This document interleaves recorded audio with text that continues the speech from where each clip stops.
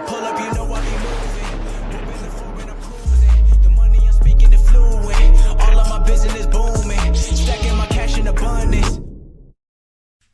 Yo les potes, bienvenue dans cette nouvelle vidéo. Donc quelle année 2020, année exceptionnelle, avec le Covid qui nous a mis en dépression totale, plus que l'on l'était déjà.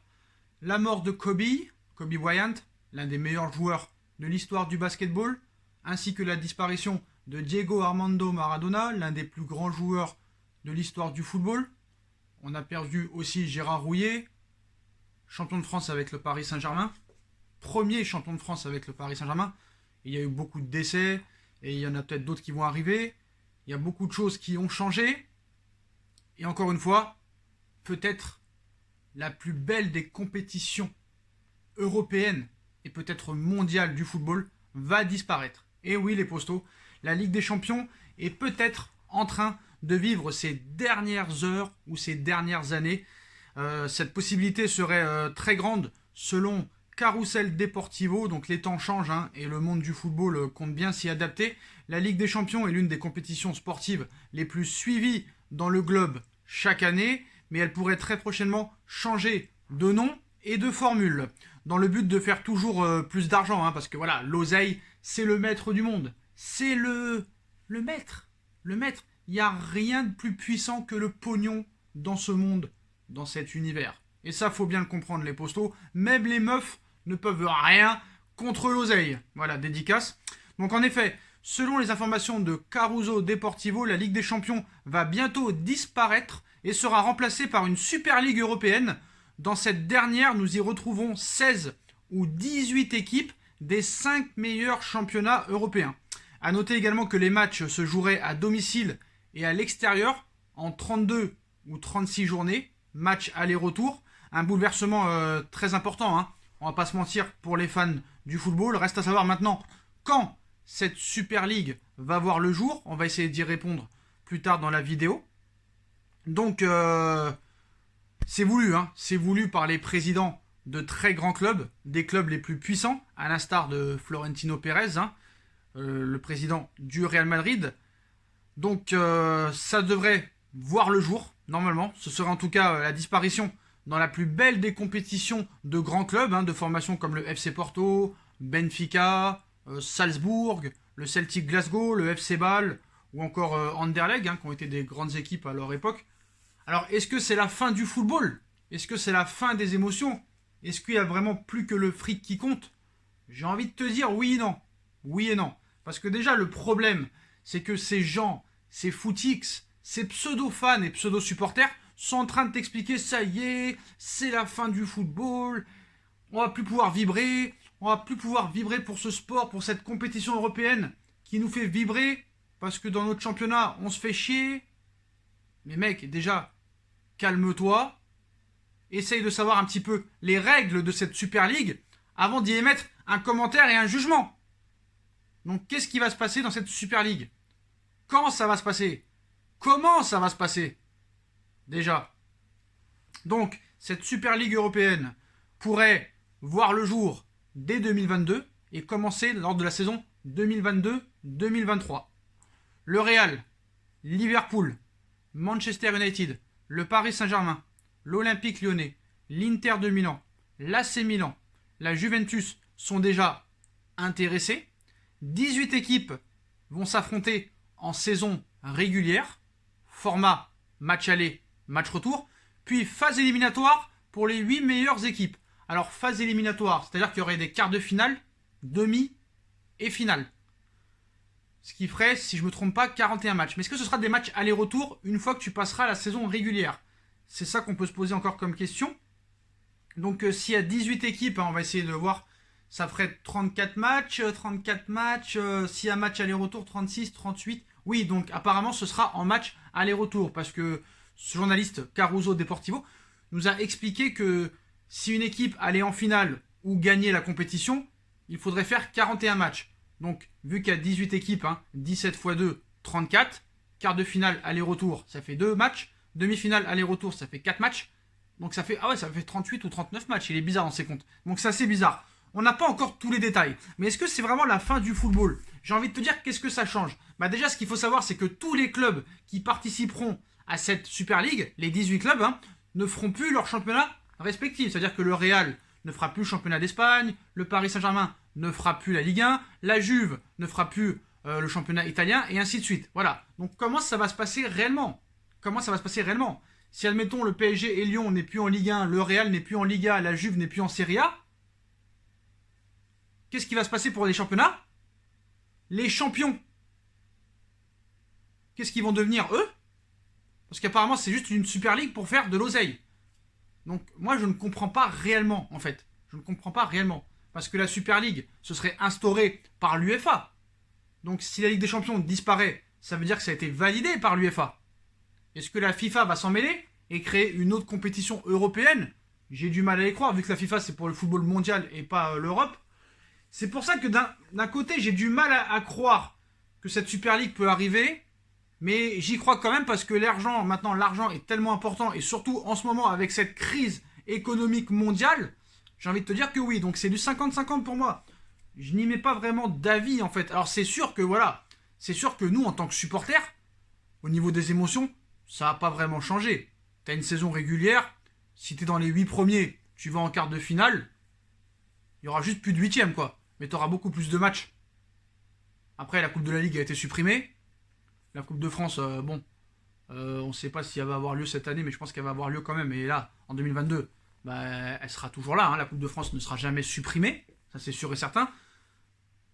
Donc, qu'est-ce que ça change? Bah, pour nous, ça va être mieux parce que au lieu de se retrouver, excusez-moi, au lieu de se retrouver avec des PSG Strasbourg, avec des PSG Dijon, on va se retrouver avec des PSG Real, des PSG Juve, des PSG Manchester United. C'est quand même plus bandant. Je suis désolé.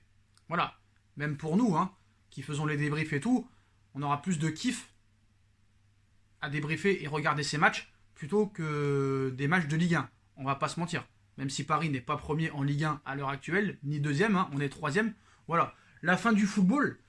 Non, je pense pas. Mais bon, c'est vrai que voilà, cette Ligue des Champions pouvait mettre des émotions quand vous voyez par contre, par exemple, le parcours de l'Ajax, demi-finaliste en 2019. L'AS Monaco, demi-finaliste en 2017. Porto, vainqueur en 2004. Voilà, t'as des petits clubs des fois qui peuvent faire des parcours et des épopées exceptionnelles. Et c'est ça qui donnait vraiment une grosse émotion et du piquant à cette compétition. Là, tu vas te retrouver avec 18 clubs, 18 top clubs. Alors, on n'a pas parlé du Barça, on n'a pas parlé du... Attends, le Bayern, ils y sont, je crois qu'ils y sont, le Bayern. Oui, voilà. Donc, non, le Bayern, apparemment, ils n'ont pas été cités, ni le Barça, donc je ne sais pas si eux vont être intéressés. Je sais que Bartomeu était intéressé. Est-ce que Laporta ou Victor Font, mais normalement ce sera Laporta qui va être élu. Est-ce que Laporta, futur président du Barça, et Karl-Heinz Rummenigge, président du Bayern de Munich, seront intéressés par cette Super League?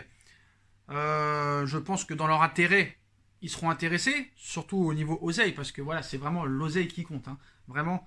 Et je pense qu'en 2022, normalement, s'il n'y a pas de problème, bah, les billetteries seront réouvertes, les stades ne seront plus à huis clos, et ça va vraiment rapporter de l'oseille. Énormément d'argent, surtout en droit télé, parce que là, tu n'auras que des grosses affiches. C'est ça. Donc maintenant, bon, réellement, qu'est-ce qu'il faut en conclure? Bah, c'est pour le pognon, c'est pour le fric, c'est pour attirer les diffuseurs du monde entier, de tous les pays, c'est pour attirer les fans dans les stades, parce que c'est sûr que voilà, là, tu n'auras que des grosses affiches, donc les stades seront pleins. Tout le monde sera devant son écran. Alors que je ne sais pas si tu vois, quand tu regardes à Anderlecht FC Bâle, le stade n'est pas vraiment très plein. Ou d'autres petites équipes qui s'affrontent. Voilà. Ou même un Barça, Fenerbahçe, là, je sais pas quoi, là.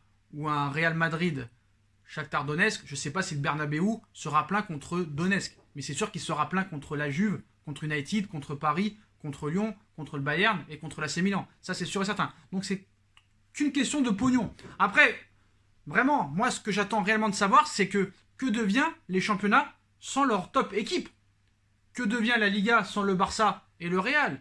Que devient la Serie A sans la Juve, l'AC Milan et l'Inter? Que devient la Ligue 1 sans Lyon et Paris, qui ne participeront pas à leur championnat respectif? Et par exemple, si Lille est champion de France quand il y aura cette Super League. Si l'Atlético Madrid est champion d'Espagne, si, je ne sais pas, la Fiorentina est champion d'Italie, que deviennent ces champions?